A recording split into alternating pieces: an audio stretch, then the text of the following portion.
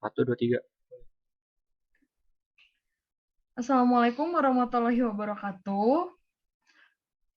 Waalaikumsalam warahmatullahi wabarakatuh. Selamat siang teman-teman. Pada siang hari ini saya ingin mempresentasikan dengan judul Apakah vaksinasi bisa menjadi jawaban?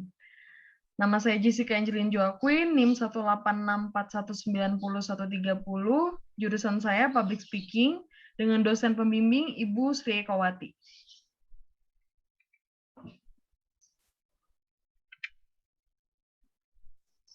Rumusan masalah, kita mulai dari rumusan masalah. Yang pertama, seberapa efektifnya vaksin untuk menangkal terpaparnya virus corona? Yang kedua, apakah orang yang sudah divaksin masih bisa terpapar virus corona? Yang ketiga, mengapa banyak orang yang demam dan meriang setelah divaksin? Yang keempat, apakah vaksin mampu menjadi jawaban atas permasalahan di tengah pandemi ini?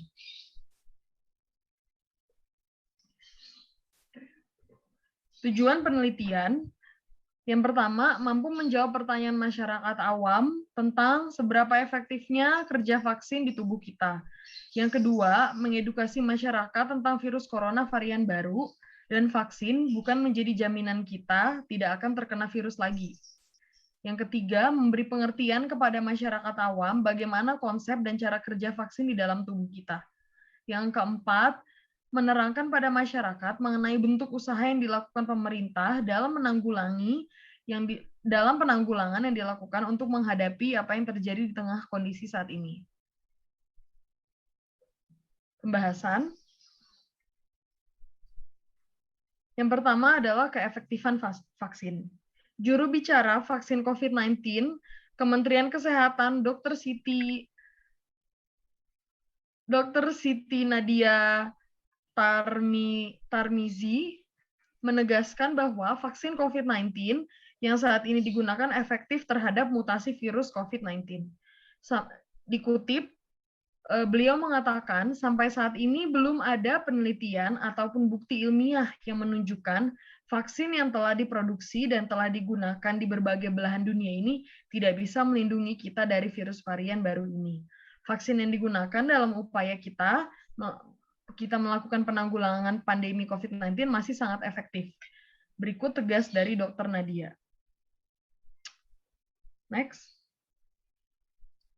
Yang kedua, apakah orang yang sudah divaksin masih bisa terkena virus corona? Ya, bisa. Karena hal itu disebabkan vaksin kita diimbau. Karena hal itu, setelah divaksin, kita diimbau untuk tetap menjaga kesehatan tubuh. Apalagi corona varian Delta dari India ini, penyebarannya sangat cepat dan lebih ganas dibandingkan dengan yang sebelumnya. Lalu, apa fungsi dari vaksin tersebut jika kita masih bisa terkena virus corona?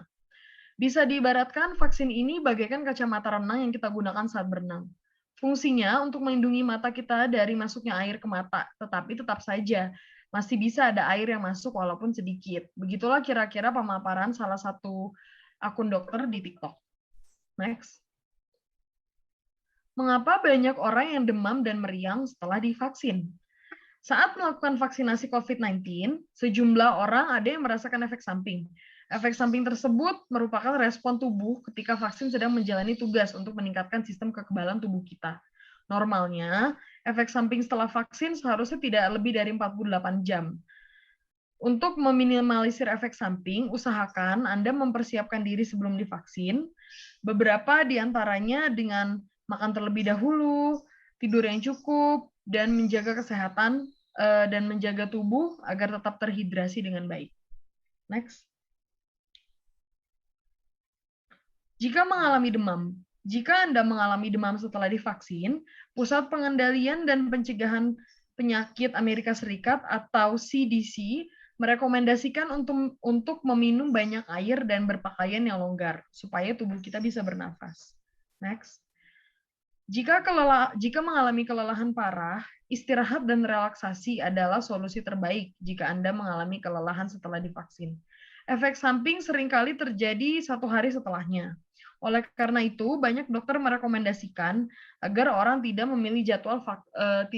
memiliki jadwal yang padat sebelum hari vaksinasi dimulai, agar tidak lesu dan kelelahan keesokan harinya.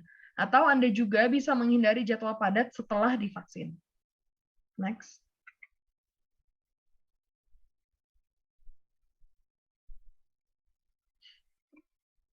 Jika merasa sakit kepala, kepada Today, dokter dan perawat, dokter paru-paru Dr. Vin Gupta mengatakan obat pereda nyeri sebaiknya tidak dikonsumsi sebelum vaksin, namun boleh dikonsumsi setelah vaksin jika muncul gejala.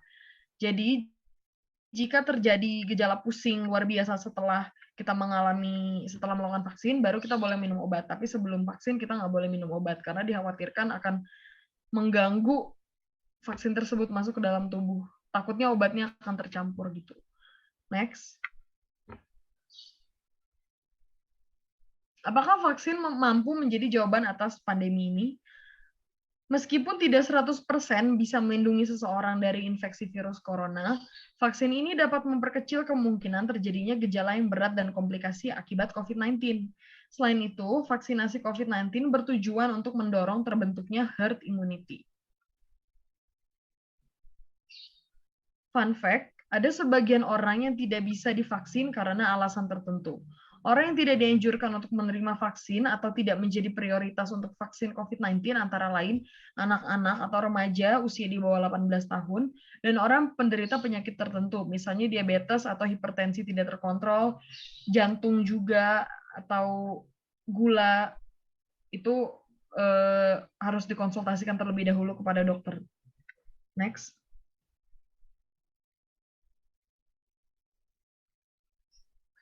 Fun fact yang kedua, Ketua Teknis COVID-19 WHO, Maria van Kerkhove, menekankan varian Delta yang ditemukan pertama kali di India ini menyebar di lebih dari 60 negara dan lebih menular daripada varian Alpha atau varian Inggris. Next. Jadi dengan mendapatkan vaksin COVID-19, Anda tidak hanya melindungi diri sendiri, tapi juga orang di sekitar Anda yang belum memiliki kekebalan terhadap virus corona. Jadi sekian PPT dari saya, dapat saya simpulkan bahwa kesimpulannya kita yang sehat ini, yang tidak memiliki penyakit bawaan atau tidak memiliki masalah tertentu, sebaiknya kita divaksin karena vaksin itu aman, halal, dan jika ada berita-berita yang kurang mengenakan soal vaksinasi, ada sebaiknya kita tidak langsung percaya gitu. Misalnya ada orang bilang, ih meninggal gara-gara divaksin. Sebaiknya kita mencari tahu dulu kebenarannya, apakah dia benar-benar meninggal karena divaksin atau meninggal karena yang lain. Karena pada beberapa kasus, ternyata orang tersebut udah terpapar corona 2 hari sebelum divaksin. Ada pula yang memaksakan tetap divaksin, padahal tensinya tinggi. Padahal tim dokter udah mengatakan, ibu atau bapak tolong kembali besok ya, karena tensinya sangat tinggi atau gula darahnya tinggi, tapi tetap memaksakan vaksin, akhirnya meninggal, seperti itu. Jadi kita harus, apalagi sebagai mahasiswa ilmu komunikasi, kita harus cek and recheck dengan berita-berita yang beredar. Jangan sampai kita termakan dengan isu-isu kontemporer yang terjadi di masyarakat saat ini. Apalagi kan sekarang di media sosial apa-apa diviralkan. Kita jangan langsung percaya juga. Gitu. Sekian presentasi dari saya. Mohon maaf bila banyak kekurangan dan kesalahan kata. Assalamualaikum warahmatullahi wabarakatuh.